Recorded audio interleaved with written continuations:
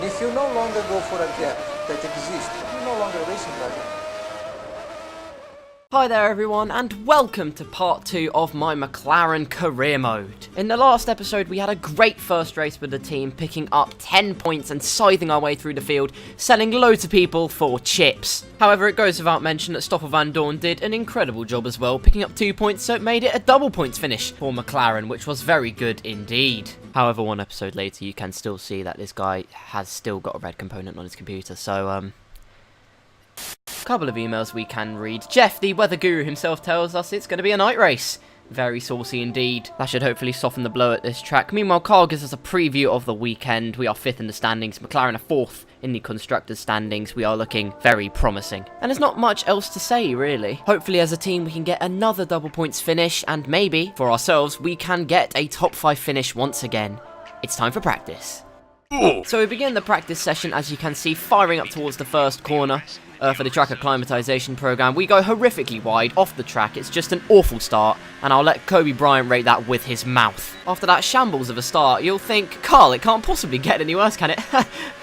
Currently doing the tyre saving program, and you can see the proximity arrow getting ever closer and red. This is Valtteri Bottas piking our slipstream and trying to get a faster lap. So being the good Samaritan that I am, I decided to let him through, and you think he'd be fast, wouldn't it? So I let him through, and onto the fuel saving program now, and to get the target lap time here, it was very tricky actually. I had to retry this 3 times, so this is my 4th attempt right now, trying this practice program. I would say fuel correctly, but my pace just was not there, so the target lap time was invalid for each of the first 3 attempts. But the 4th attempt, this one, was crisp as you like, and we get the target time and a purple score. We move on to the qualifying pace program then, and after this luscious cinematic shot, as you can see, we actually managed to pick up our pace slightly. The target was 12th place, and as we come towards the finishing line, we are out of ERS, but we have DRS at least, and we get a purple score. Our target was 9th, and we excelled that massively. Race strategy, nothing really interesting happened in, so there you go, none of that. But our estimated qualifying position for this weekend is 7th place, which you might think is not too bad. However, looking at our team objectives, our Sector 1 and Sector 3 both aren't very, very fast. So we're going to have to do something about that as the weekend goes on. We end the session in 5th place then with our qualifying pace program time. Stoffel Vandoorne down in 10th at the moment, which I wasn't too impressed about at first. However, I am sure he will get a lot faster in qualifying. Resource points wise, we will never know how many we got because I just skipped it. Nice work. Reputation wise, we are excelling in all areas, which is good. Nothing else really changed everywhere else. So on to reading emails then. Jeff gives us a few tips and tricks for the upcoming qualifying and race sessions. Just a couple of things about the corners and whatnot, which will be very much needed for me. And next we have an email from Emma telling us to beat Stoffel Vandoorne, and therefore we can assert our dominance over him. God almighty, that does not sound safe. So with all that being said, I guess that leaves one thing for it then. Let's jump right into qualifying and see how we do. Cars are ready, the drivers are ready. We hope you're ready. I can safely say I'm not very ready. I despise this track with a passion. Oh my god, it's me! Ah! These are the fastest cars we've had in a long, long time, and it's right here in qualifying where they're at their absolute peak. Let's get started. Qualifying begins then, and our game plan for this one is to just simulate through the session, see what times people set, and judging by the fact Stoffel Vandoorne isn't in the top 10, well he was briefly just then, but he's not, so things aren't looking good for the McLaren team today. Let's see if I can salvage anything in Q1 then. Our first lap in anger in qualifying, braking 120 metres from the corner, 2nd gear, tight into the apex as you like, aggressive over the 2nd curb, and that is probably the best we've done it all weekend, which is quite helpful to be honest. We cut to the end of the lap then, and this has been a smoothish lap, not the best we've done, but certainly not the worst we've done. Roaring up to the line, we've run out of ERS, but once again we have DRS, so all should be fine, and we come, oh no. Oh no. P12. Oh god! A tad of a scare then, as we're P13 actually, and we end it in P14 because Stoffel Vandoorne one-ups us, so cheers buddy. More importantly though, we are both through into Q2, so let's jump right into that and see how we do. Q2, after what happened in the last session, I'm not taking any chances. So we go straight out and start off with a flying lap. Roaring down towards the first corner then at speed, 200 miles an hour, braking late as you dare, and that was late as I dared because I was going to lock up otherwise. Aggressive over the 2nd curve, maybe a bit less, but pretty smooth on the outside. Up towards the devil's left-hander then, 2 left-handers into 1, and if you don't brake it correctly, you will lock up. this case, we do get it pretty tightly, and that is not too bad in the end. And then we go forward onto the final corner then. This lap was a lot smoother than the Q1 lap that we did over the curb massively using all the ERS we have left. Oh no, we can't because we've used it all. But over the line we go, and it's P4 at the moment. That is not too bad at all. But of course, as we go on, we're demoted to P9, P10. Oh no, that's bad. We're not even on the screen at the moment. That's how dire it is. I mean, oh wait, there we are, in 11th. So out we go again then, otherwise our Q3 hopes are nothing but completely squashed. So we go out for a final bite of the cherry in this session then to see if we can get through. DRS wide open, overtake mode down the line. We're red on the delta at the moment, soon to be green though, which is promising indeed. Late as you dare into the first turn, that is too late. We've locked up, gone wide into the first corner, and that is not what we want. However, coming in further into the lap, we are actually a couple of attempts up on our previous time, which isn't too bad at all. Left-hander, very tentative. Jesus Christ. You could get a Hot Wheels car through there faster. That was shambolic. Either way, down the straight we go. Qualifying is complete. At the moment, we are out, but as long as we keep our green delta, we should hopefully be through. Cutting that corner, very fine indeed.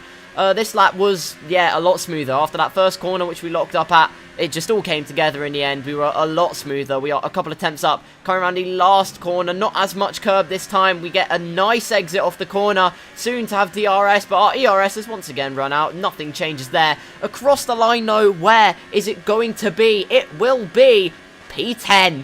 Ooh, that's too close for comfort. But it is comfort enough because we are through to qualifying 3. We do this time actually displace our teammates, so sorry. But there's not much time to dwell on that because we are straight into Q3 then. Now, I waited till the end of the session because once again, like Australia, we had used all our sets of fastest tyres through Q1 and Q2, just trying to get through the session. So, at the end of Q3, 30 seconds left of the actual session before overtime happens. Braking a bit earlier this time. It's a much better first corner, so much more on the apex.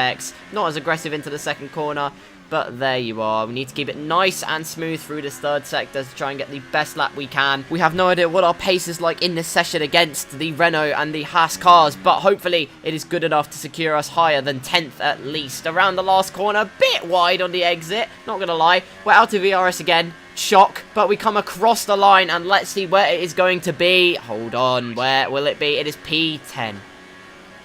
That is rather disappointing. Frustrated to not be best of the rest after the high we had at Australia. I guess we had to come back down to earth here in the sandy region of Bahrain. In terms of the rivalry, we are still absolutely battering Stoffel Van Dorn. Brilliant to see. In terms of resource points, we might actually be able to see how many we got this time. So, as you can see, disciplinary record, clean as you like, and a bunch of other things, including valid laps and whatnot, leaves us with a total amount of 876 resource points. And when it comes to the reputation with the other teams, we go up in most, except for Renault, which I find quite odd, and then nothing else changed anywhere else. So on to reading emails then, and as you can see, Jeff has sent us a very, very inspirational email going into this race. He has stated that we should brake late, be brave, and fight as hard as we can, and go for any gap that exists.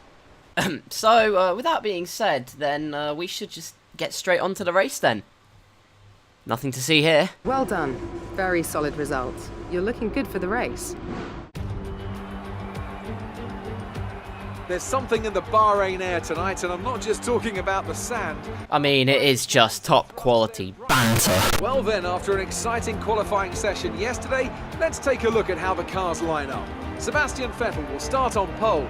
Fantastic qualifying from the multiple world champion. And Lewis Hamilton completes the front row. Looking down the rest of the grid, we have Bottas, Ricciardo, Romain Grosjean and Magnussen, Sainz, the scientist, Van Dorn and Pierre Gasly, Raikkonen, Hülkenberg, Sergio Perez and Leclerc, Verstappen, Hartley, Lance Stroll and Marcus Ericsson, Sirotkin and Esteban Ocon rounds off the grid. And with preparations almost complete, let's head down to the track. After the points finish last race, let's aim to keep the momentum going. Thank you very much, Jeff. Here we are on the grid waiting to start the race, and as you could see, because of a couple of grid penalties for some of the people in the top 10, we have been promoted up to P8 for the start. As we got onto the formation lap though, I just like messing around with the cars. I don't know what it is. You just go slow and suddenly you have Van Dorn ghosting through Pierre Gasly, and it's rather entertaining, to be honest. Now, you might think that this joke was actually pretty funny, You might want to guess how it ended. So here we are, lined up on the grid then. We are in 8th place. Our teammate directly behind us as we go to 5 red lights, and away we go. KarlsCars with a pretty damn good start, actually drawing up alongside the KarlsCars. We get an okay start. Pierre Gasly behind us got an incredible start, but we go for any gap that exists. Jesus Christ, up 3 places into the first corner. Only 2 now as Grosjean is fighting his way back through, but as we go around the outside of him into turn 2, we hold that 5th position, and that could be crucial here. But we can see Grosjean's arrow turning red here. Down the inside he tries to go. Can we hold it? He's directly alongside us. That is not what we want. Back up, mate. We hold it around the outside though, and it is all good. The threat of Grosjean is now temporarily extinguished as we carry on through the lap, and the other top guys are just completely gone. We're never going to see them ever again, just like last time here. We cut to the end of lap 1, and they are miles up the road. There is no way. Grosjean's attacking us, and it's all within the first minute and a half of racing. It's unbelievable stuff. He tries to go down the inside again, diving like an absolute hawk. But we do hold off and hold on to that position. Going up towards turn 3 then. He has slipstream once again. We go to the inside to defend our position. Just ducking and diving, trying to defend our position. And we do defend position number 5 for now. However, our pace is actually quite a bit of a worry if we can't even keep the Haas of Grosjean behind us. As we go on later then, you can see once again breaking into the 3rd sector. Grosjean is still lurking in the darkness behind us. Checking the status of our tyres then, and you can see they are already 30% worn according to the information we just got there. Our pit window is actually quite soon because we're doing a 2-stop for this race and not the 1-stop like we did in Australia, as tyre wear around here is in fact very brutal, and even if I did try and stretch the super softs, I would probably spin out and just, well, blatantly crash out, and we don't want that. With bleeding eardrums then, we move on to the beginning of lap 5 and we get some worrying information from Jeff. Gap to teammate behind is 5.5 seconds. 5.5 seconds between our teammate, who is on a tyre compound 1 step harder than ours. He's on a soft tyre and actually able to do the 1-stop. So our pace round here really is not looking very good, even in comparison to our teammate now. As we look at this very saucy replay camera, we cut back to Kevin Magnussen, and oh my trains McGee, look at that. So that further confirms that our pace is absolutely shocking at this track. And you can see that it's not even Grosjean behind us anymore, it's Kevin Magnussen. So Grosjean's got the undercut of dreams here, and it's going to probably soar past me when we get to the end of the pit stops, which is just great. Our pit window begins on lap 7 though, and being able to use 2 sets of soft tyres will hopefully give us a bit more of an advantage at the end of the race. So with that optimistic view in mind, then it's back onto the race, and our tyres are now more than 40% worn. It's just not looking very good, but Magnussen has pit, which is pretty decent, and a bunch of other cars that were behind us. But Kimi Raikkonen is now snapping at our heels like a hungry hippo, and that is really not very good for my stress levels at all, as you can hear by my voice, probably. But we have built up enough of a gap so that he won't overtake us before our pit stop window, which is in about a 1/3 of a lap, so that would have been very embarrassing. On to the end of lap 6 then, coming on to lap 7, and we dive into the pit lane for our first of 2 sets of soft tyres that will make the 2-stop possible in this race. And most people are probably thinking, Carl, you could probably just put the mediums on for the second stint, but realistically, with the pace we have, if I put anything other than the soft tyres on during this, then I'm pretty screwed. McLaren versus Ferrari pit crew, and the McLaren pit crew absolutely dominates the Ferrari pit crew. But, I mean, they probably got held up by Gasly, to be fair, but I don't care. I'm going to take a massive win from that. And as we come out of the pit lane, Grosjean has in fact already passed us, which isn't great. But Magnussen hasn't already passed us, even though he had the undercut. So we're going to hold it down the inside then. Magnussen is still around the outside. Can we hold it around the outside of turn 2? Squeezing him a little bit, but yes, we can. However, it is not done and dusted yet. He is piking our slipstream like an absolute goat. Don't know how that works. I don't care. But we slide a little bit into the next turn. But that is the end of that little squabble there. Cutting on to lap 9 then, because nothing happened for a while. But something might happen quite soon, because that is Kimi Raikkonen's Ferrari poised to absolutely pounce on any mistake we make.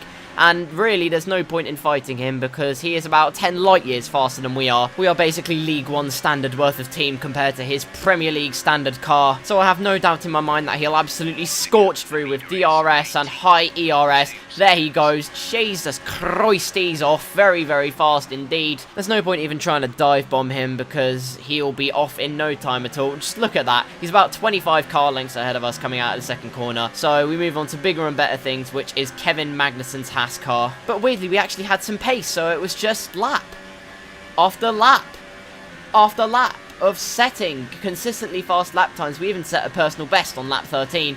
Kevin Magnussen around 1.5 seconds behind us then, and it is actually looking very, very good from here, which I definitely did not expect. About halfway through lap 13 though, and that is a lot worse. Oh god! Max Verstappen has made it past Kevin Magnussen and now is in pursuit of our 11th place. We move on to lap 14 then, through the first sector into the second sector, and as you can see, the gap to Verstappen is still actually quite reasonable. So once again, we were just trying to be as consistent as we could, trying to save our tyres as much as we could as well, because they were not feeling exactly up to standard. I'm scrolling through the menus to try and check my tyre wear, and as you can see, the rear tyres aren't looking very good, but as we go through the double left-hander, we make a massive haulix of it, locking up hugely and going wide, and that is going to lose us a chunk of time here. That brings Verstappen right into the game, and that is not what we want. Carrying on through to the beginning of lap 15, and we have moved up one position into P7 after yet another pit stop, but we take way too much curb into that first corner, and maybe a bit too much into the second corner, but that doesn't matter too much, because, I mean, Verstappen is now snapping right at our heels, but we've weirdly caught up to Romain Grosjean, who seemed to run out of pace. So after all of that promise at the beginning of the race, we have now managed to catch right back up to him and the Ferrari of Kimi Raikkonen, which is even more surprising because he absolutely dominated me for traction out of the second corner. More alarmingly though, Verstappen is now trying to overtake on us down the main straight, DRS, ERS, whatever he can deploy.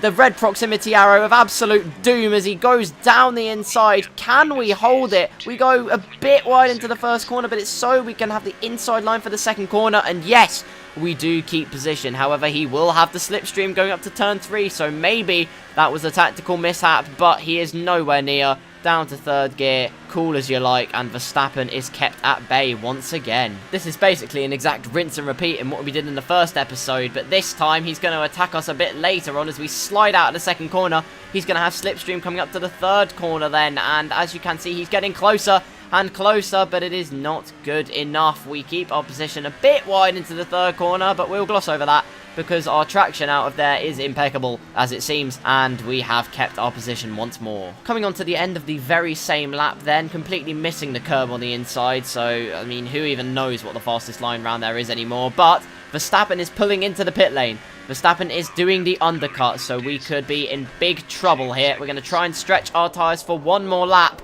And as you can see, the Renault of Nico Hülkenberg, I believe that is going to be snapping at our heels because his pace has actually been pretty damn good. We come towards the double left-hander of death then, trail braking, and that is way too tentative, Jesus Christ. However, in more important news, we are in first place currently. Get in, savour the moment, hell yes. Shame it's only going to be short-lived as we are literally pitting at the end of this lap anyway. So we dive into the pit lane then, responding to Verstappen's undercut, kind of, but this was my pit window anyway, and my tyres were ready to be changed because, God, they were awful. And after the turn left kerfuffle, you could see that Hülkenberg has closed right up to the back of us, and that is not very good. So it's us versus the Renault pit crews, who is going to come out on top, and if you don't already know the answer, simply it's shown on your screen. We have absolutely dominated the Renault team. We have in fact built the gap against the Renault team after that pit stop, so good job, boys. So with that slight victory in mind, we exit the pit lane, and as we come out, you can see a big gaggle of cars on the right of your screen, including Verstappen and the Haas cars. We're going to go down the inside, keep our line, even though we go a bit wide, but we don't want to lock up our tyres. Verstappen tried to cheekily send his nose down the inside there, but we keep our position, and position 8 could be the highest we finish, so that was absolutely vital that we stayed in that position. Yes, it's not position 1, but, I mean, come on everyone, we need to be realistic here. So with that in mind, the simple message for the end of this race is clear. We need to defend as hard as we can against both Verstappen and Hülkenberg, who are both looking very lethal. Hurtling down towards the last corner then, and let's see what we can do. Kimi Raikkonen absolutely blitzes the fastest lap there, as you can see. And we are absolutely nowhere right now, just trying to defend from Verstappen. We are powering our way down towards the first corner. Verstappen isn't close enough as it seems, but you can see that arrow getting bigger and bigger. Hülkenberg is trying to go down the inside of Verstappen, and this could be very interesting. He's trying to go for the double overtake down the inside. Oh my days. I definitely was not expecting him to do that, but we do keep our position. He thinks better of it, but he is still lurking behind us and looking very lethal in a straight line. We just sit tight, and he doesn't think about going past. We take way too much curb there, sliding about like an absolute salmon, but we do keep our position, and that is the crucial thing. And I would say we try and power away from those two now, but our pace has just not been there, and even on these fresher tyres compared to Verstappen, Hulkenberg has similar tyres to us and just seems to have outright more pace than us. So coming onto lap 21 then, down towards the first corner, second gear, nice and tight. Hulkenberg looking pretty close, but as long as we get a good run out of turn 2, we should be fine. That is not a good run out of turn 2. We're in trouble. Hulkenberg's trying to go down our inside. Our position 8 looks to be in jeopardy here. Braking as late as we dare. Hulkenberg is still there on the inside. He has better traction than us and a better run than us off the corner. Can we hold it there? Yes, we can. He does back out of it as we go into the sweeping right then left section and onto the slow right-hander. But lap 22, he's back again. Down our inside. He just doesn't want to leave us alone then. And he is definitely passed. He is 100% passed. There's no point even fighting it, and he's off. He's done a Raikkonen on me. It's literally embarrassing. So sadly, it seems like 9th place could be our best bet for this race, which is so frustrating after the race we had last time out. However, coming through the Devil's left-hander, we keep quite close to Hulkenberg. Close enough, in fact, to keep in DRS range. And if we keep this up, we could re-overtake Hulkenberg and claim back our 8th place. So it might not be out of the balance yet. 8th place could still be on the cards. So with that knowledge in mind, our pursuit for Nico Hulkenberg begins and swiftly could end here as we are on the end of the same lap. Hulkenberg has not been able to get away. Maybe he's used all his ERS and maybe all his fuel, but we are in DRS range. ERS being used, and Hulkenberg is going to be absolutely swallowed up. And it's absolutely beautiful. Into the first corner. And down the inside, down to second gear, tight as you like. He's still there on the outside, actually, putting up a very good fight. But he backs out of it on the outside, and that right there is chips. Quite possibly the first overtake all weekend where we haven't dive-bombed about 16 cars, and we've actually done it cleanly through DRS and ERS and actually having the pace, which makes me very happy. And moving swiftly on to lap 25 then, setting a personal best first sector. Nothing really happened. Same again, just keeping those two behind us at bay. And as we cut through onto lap 26, once again, lap after lap of just going around the track. And now we're on the penultimate lap. Stoffel Vandoorne, by the way, I think is in 5th place at this point. So he's had an absolutely incredible race. And I'm very proud of him. He's completely jinxed my expectations. There he is right there, doing an absolute job for the team. And it is safe to say that I've been outclassed this weekend. He put in an absolutely incredible strategy, a brilliant one-stop, and he's going to pick up some solid points for the team, so well played to him. Coming on to the last lap then, we've had the pace to keep both Hulkenberg and Verstappen behind us for over these last 6 laps. Onto the final lap then, and oh no, what's this? Hulkenberg seems to be having one last shot at trying to steal our 8th position here. DRS giving us a little bit of a scare, but round the first corner and then through the second corner doesn't seem to be amounting to anything too spectacular, but we're coming up to the 3rd turn, and of course he will have slipstream, could be using a high fuel mixture, high ERS mixture, but we stick to the racing line. He is not close enough, and I reckon that could be it. I reckon we can fend off Hulkenberg for the rest of this race now, as long as I don't stuff up the next half a lap like an absolute goon. But anyway, Bottas sets the fastest lap of the race, followed by Vettel one-upping him, which is quite interesting. However, it is Bottas that will take the 2nd win of the season, 2 out of 2. He is on a run of form that can only be described as immaculate. On our side of things though, yes, we did get beaten by Stoffel Vandoorne, who performed an incredible one-stop, but we've managed to fend off the likes of Hulkenberg and Verstappen around a track I don't really like, and I will take that. It is going to be P8. Alright, race over. Take care of the car on the way in. And Mercedes have pulled off a great victory here today. So, Ant, how exactly did they set themselves apart from the pack today? I think a large part of the result comes down to temperament. They were able to keep their heads when everyone around them was losing theirs. And that's allowed them to get the best out of the car, to maximise the strategy, and to stay out of trouble.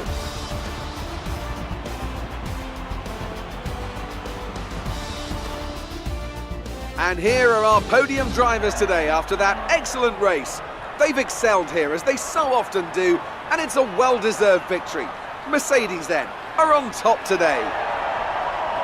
There you go, everyone. Valtteri Bottas wins the Bahrain Grand Prix. 2 out of 2, like I said before. It's just absolutely insane. It's a double Mercedes podium as well. I'm sure they'll be very happy indeed.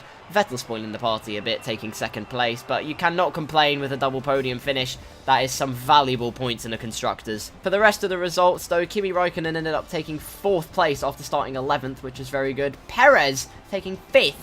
From, I can't even read where that is, but that is absolutely insane stuff. And it goes without saying that Stoffel Vandoorne did a very good job picking up 6th place. It is another double points finish for the McLaren team in the 2nd race of the season. And hopefully that is form we can continue throughout the rest of the season as well. It has been a very, very good start, all things considered. Our 8th place, I will definitely take 8th place. I'm not a fan of this track, like I said, and all things considered, despite not having that much pace, we did very well under all circumstances. Anyway, we go back into the paddock area and checking our rivalry. Yes, Stoffel Vandoorne did beat us in finishing position, but we did get a faster lap than him, so we scored equal points in that case. In terms of resource points, we probably got quite a few, once again cutting a couple of corners, so sorry. But we do get the team goal, which is pretty good, and we end off with 1,490 resource points, which is quite a lot, basically. Okay, now, come on, guys. Let's not be harsh here, shall we? Even Force India have given us a rep decrease. Cheeky little No, this doesn't hurt my feelings. No, not one bit. No! We gained a bit more respect after that race, becoming a bit more veteran, and our sportsmanship rating didn't change because we didn't have an interview. That's a great result. You did really well. I don't think we can have any complaints with that performance. I can, actually, Jeff. My result was not very good. Like, not very good at all. Anyway, we get the debrief from Karl saying it was a good result, all things considered. Apparently there were some mishaps on the pit wall, but there you go. That is our value and our contract and whatnot. Hopefully we can get a renegotiation soon.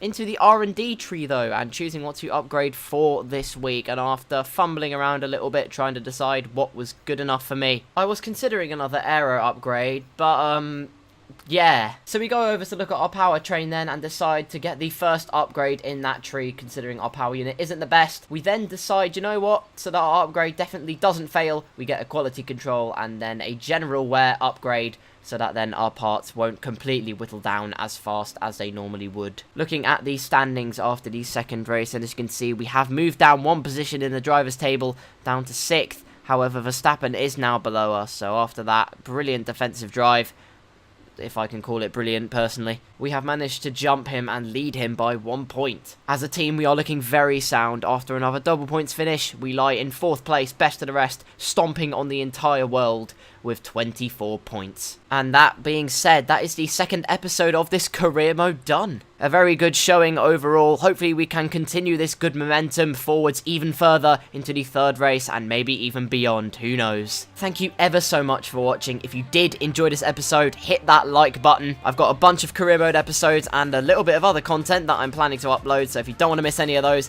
hit that subscribe button and turn on notifications. Hopefully we can keep up the good form we've been showing, but once again, thank you so much for watching, and I'll see you next time.